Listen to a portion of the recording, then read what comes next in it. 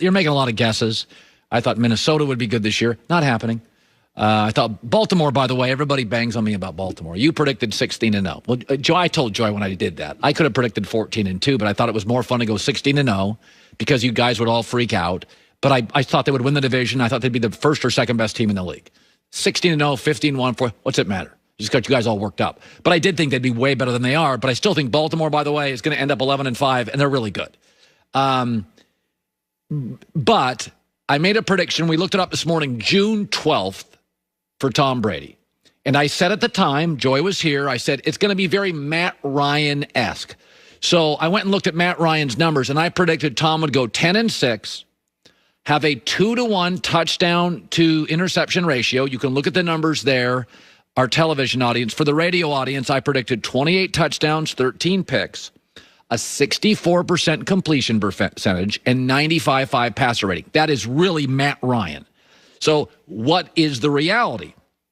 The reality is his touchdown to interception ratio, 32-11, is 3-1. I'm pretty darn close on both the passer rating and completion percentage. He's slightly better, 2% better, 1% better than I predicted for both. The reality is he's going to go 10-6 or 11-5. So I was very, very accurate, except his touchdown to interception ratio has been much better than I thought.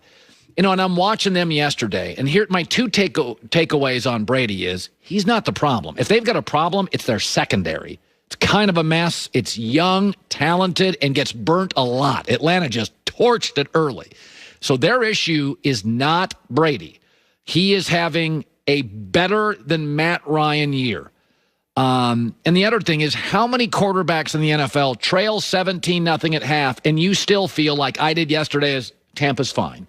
Mahomes, obviously. Aaron Rodgers, not as much. Russell Wilson, kind of. Like, it was 17-0, and I never felt they were out. I kind of felt like they're going to figure this thing out. The second thing is, Tampa's going to has a potential to be a nightmare in the first round for somebody.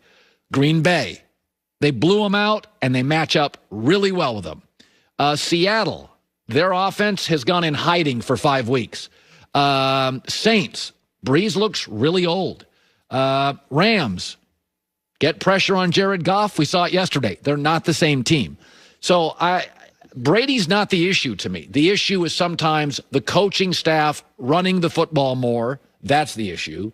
The issue is the back end is really young, and against an Aaron Rodgers or a Russell Wilson and DK Metcalf or even a Jared Goff, you could see that secondary being a huge, huge problem.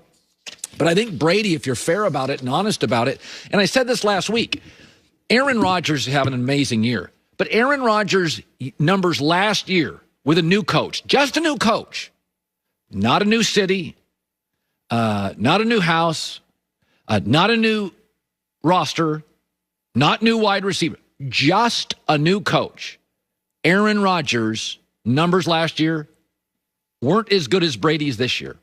And Brady was asked to move his family, new weather, new state, new conference. He didn't know these defensive coordinators. I mean, Aaron knew exactly who he was facing. New division, new conference, new receivers, new playbook, new coach, new coordinators. And his numbers are better than Aaron Rodgers, at least in completion, passer rating, and touchdown passes. Here was Arians after the game praising Tom Brady. He's just a winner. You know, he knows how to do it. And I don't know about my history, but if you're talking about last year, but Tom he's always been a fourth quarter player. And, you know, we won a lot of games in Arizona in the fourth quarter. So it's kind of what we expect to do. Yeah, they're good. I don't think they're a Super Bowl winning team, but I think there's, like, I'll give you an example. I think the Colts are just a big pain in the butt to play. I just wouldn't want to play the Colts in the AFC because they're going to come in as a dog, and all your fans think you're supposed to beat them. And then that Jonathan Taylor now is becoming a stud, and then they lean on you, and your star quarterback sits over there and watches Jonathan Taylor run for 140 yards, and you never get the ball back. That's what happened to Aaron Rodgers. Wouldn't want to play Tampa.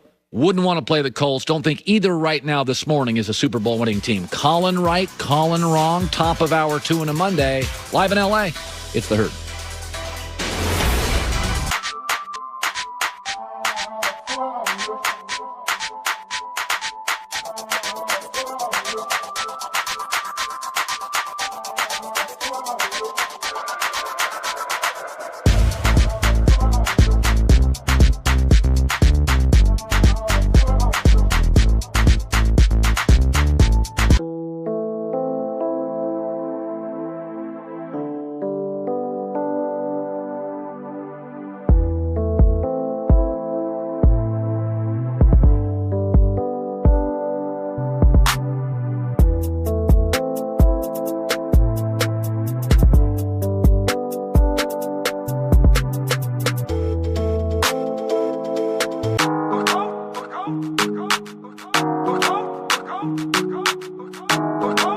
go.